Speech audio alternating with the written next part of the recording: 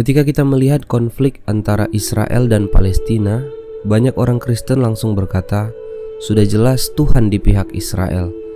Tapi benarkah sesederhana itu?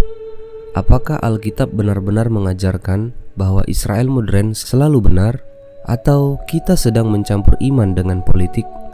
Hari ini kita tidak akan bicara secara emosi, kita akan bicara kebenaran.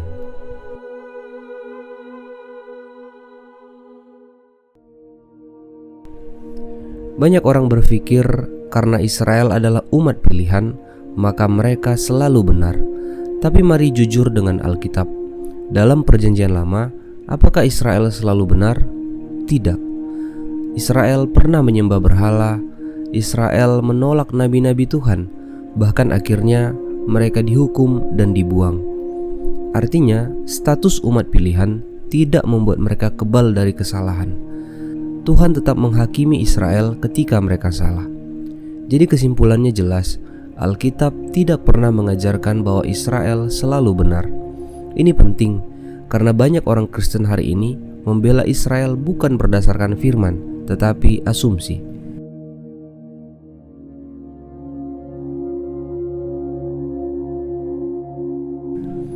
Ada ayat yang sering dipakai, "Aku akan memberkati orang yang memberkati engkau." Lalu orang langsung berkata, berarti kita harus membela Israel apapun yang terjadi. Tapi tunggu dulu, pertanyaannya, siapa Israel dalam konteks janji itu?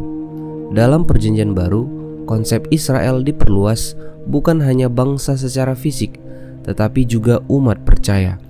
Rasul Paulus menjelaskan bahwa tidak semua yang berasal dari Israel adalah Israel. Artinya, janji Tuhan bukan sekedar soal politik atau negara modern. Jadi, apakah kita harus membela Israel? Jawabannya, kita harus berdiri di pihak kebenaran, bukan di pihak negara tertentu. Kalau Israel benar, kita dukung. Kalau salah, kita tidak bisa membenarkan. Hal yang sama juga berlaku untuk Palestina.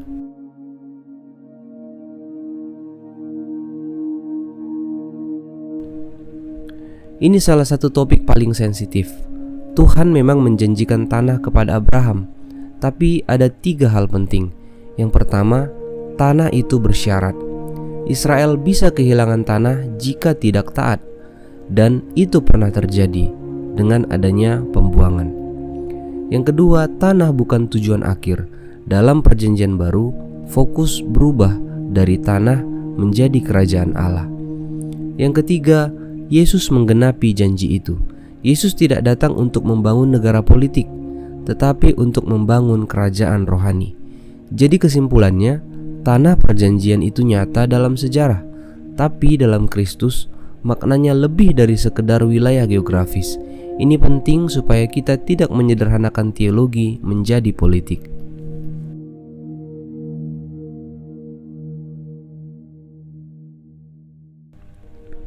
Ini pertanyaan paling jujur. Tuhan di pihak Israel atau Palestina? Jawabannya mungkin mengejutkan. Tuhan tidak berpihak kepada bangsa, tetapi Tuhan berpihak kepada kebenaran. Kita ingat kisah Yosua ketika Yosua bertanya, "Engkau di pihak kami atau musuh kami?" Jawaban malaikat Tuhan, "Bukan, aku panglima tentara Tuhan." Artinya Tuhan tidak pernah ikut pihak manusia, tetapi manusialah yang harus ikut pihak Tuhan. Jadi pertanyaannya yang benar bukan Tuhan di pihak siapa, tetapi siapa yang hidup dalam kehendak Tuhan.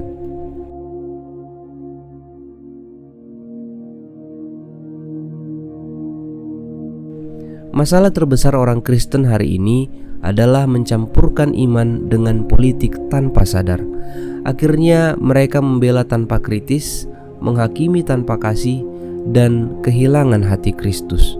Padahal Yesus mengajarkan, kasihilah musuhmu dan berdoalah bagi yang menganiaya kamu.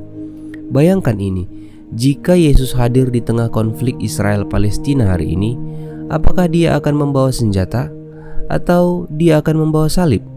Yesus tidak datang untuk memenangkan konflik politik. Dia datang untuk menyelamatkan manusia, baik orang Israel maupun Palestina. Jadi bagaimana seharusnya orang Kristen melihat konflik ini? Bukan dengan fanatisme, bukan dengan kebencian, bukan dengan propaganda, tetapi dengan kebenaran firman Tuhan, dengan hati yang penuh kasih dan hikmat yang dewasa. Kita tidak dipanggil untuk memilih pihak, tetapi kita dipanggil untuk menjadi terang. Karena pada akhirnya kerajaan Allah tidak dibangun dengan perang, tetapi dengan kasih, kebenaran, dan pengorbanan. Dan itulah panggilan kita. Shalom, Tuhan memberkati.